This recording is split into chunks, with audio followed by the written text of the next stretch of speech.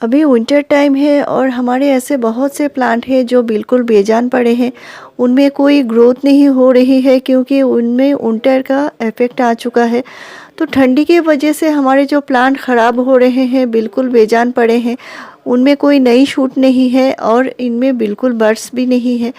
तो इनके लिए एक बहुत ही बढ़िया फर्टिलाइज़र के बारे में बताऊंगी और बहुत ही ज़्यादा ये ताकतवर फर्टिलाइज़र है, पावरफुल फर्टिलाइज़र है जो देने के लिए कुछ सावधानियां भी हैं और इनके बारे में बताऊंगी। साथ में प्लांट केयर के बारे में भी बताऊंगी। आपका प्लांट अगर धूप में नहीं है, जैसे हमारा हिबिस्कस हो गया, एक्सोरा हो गया, गुलाब हो गया, अपराजिता हो गया, ये सारे ही प्लांट को आपको धूप में रखने होंगे और पूरे दिन के धूप में रखना है। मेरी पॉट की मिट्टी आप देख सकते हैं, बहुत ही ज़्यादा पोरस मिट्टी दिया है मैंने और इसमें जो मैंने मिलाया है, सैंड मिलाया है, कोकोपीट नहीं दिया है। और ये जो मेरे हाइब्रिड हिबिस्कस के प्लांट होते हैं, इनमें मैंने सैंड मिलाकर ही प्लांट लगाए हैं। तो मिट्टी मैंने 50% दिया है और इनमें 20% मैंने सैंड मिलाया है। और इससे क्या होता है, मिट्टी पोरस बनी रहती है और इसमें जो पानी है, पानी देने के बाद बहुत जल्दी पानी ड्रेन आउट हो जाती है। तो इसे जो प्लांट में फंगस का प्रॉब्लम नहीं आता, प्लांट बहुत ज़्यादा दिनों तक हेल्दी रहता है और प्लांट की जो पीली पत्ती का प्रॉब्लम है वो भी नहीं आता, बर्ड्स गिरने का प्रॉब्लम भी बहुत ही कम होती है। तो आज जो मैं प्लांट को न्यूट्रिशन देने वाली हूँ, फर्टिलाइज़र देने वाली हूँ, ये फर्टिलाइज़र हमारे प्लांट के लिए बहुत ज़्यादा ज़रूरी है। और अभी जो प्लांट डोरमेंसी में है, उन प्लांट को आप देंगे तो ये क्या होगा, इसे प्लांट डोरमेंसी से बाहर आएगा, प्लांट के नई जान आ जाएगी, प्लांट में नए शूट आना स्टार्ट हो जाएंगे। और ये फर्टिलाइज़र आपको देने हैं, दिन में ही देने हैं। तो दिन में, जिस दिन में अच्छे से धूप निकला हो उस दिन देंगे तो बहुत अच्छा है। और इससे पहले पॉट की मिट्टी अच्छे से ड्राई कर लेना ज़रूरी है, यानी 1 या 2 दिन पहले आप प्लांट में पानी मत दीजिए तो पॉट की मिट्टी ड्राई हो जाएगी। आगे और भी थोड़ा सावधानियां हैं, वो भी मैं बताऊंगी। तो मैंने यहाँ पे लिया है 1 लीटर पानी और फर्टिलाइज़र के लिए जो लिया है, ये देखिए गोबर के जो खाद होते हैं, ये पुराने गोबर हैं और इसके जगह आप कंडे भी ले सकते हैं, जो उपले होते हैं इनका इस्तेमाल भी कर सकते हैं।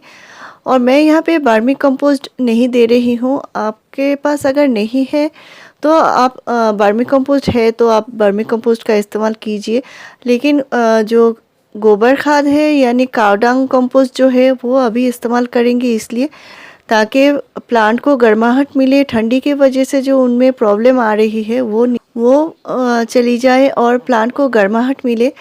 तो मैंने गोबर के जो 2 टुकड़े दिए हैं खाद के और साथ में ये देखिए, ये है सरसों की खली यानी मस्टर्ड केक।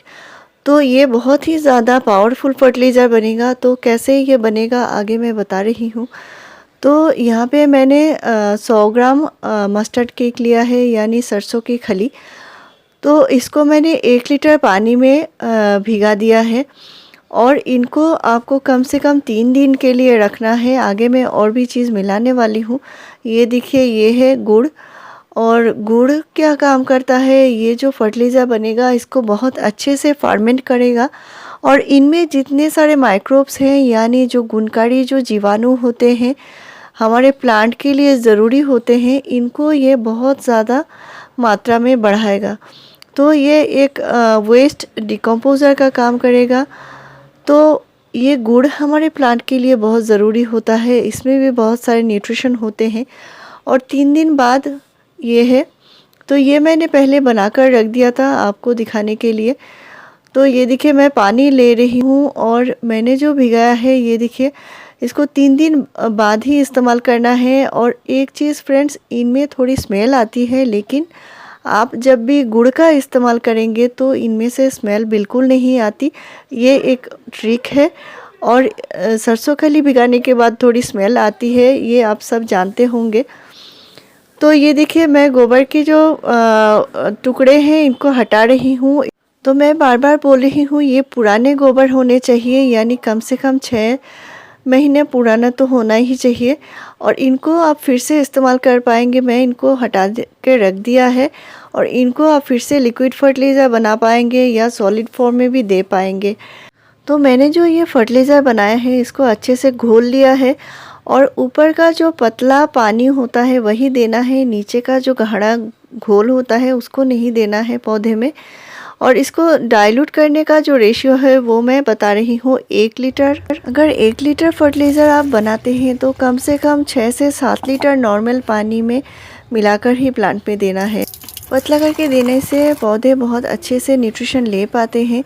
और ये जो सरसों खली है इसके देने के बाद मिट्टी थोड़ी हार्ड हो जाती है, तो मिट्टी जब थोड़ा ड्राई हो जाए इसके बाद मिट्टी की हल्के से गुड़ाई कर दीजिए और मिट्टी ड्राई होने के बाद ही फिर से पौधे में पानी देना है। तो इन सावधानियों को आप याद रखेंगे तो प्लांट में कभी भी कोई प्रॉब्लम नहीं आएगी। और मोगरा प्लांट की केयर कैसे करनी है इस पर मैंने डिटेल्स वीडियो आपसे शेयर कर दिया है, वो वीडियो आप ज़रूर फॉलो कर लीजिए। इससे प्लांट में पूरे गर्मी भर बहुत ही बढ़िया से फ्लावरिंग होगी। और इसी तरह से इन्फॉर्मेटिव वीडियोस के लिए मेरे चैनल को ज़रूर सब्सक्राइब कीजिए, लाइक शेयर और कमेंट कीजिए। वीडियो पूरा देखने के लिए थैंक यू।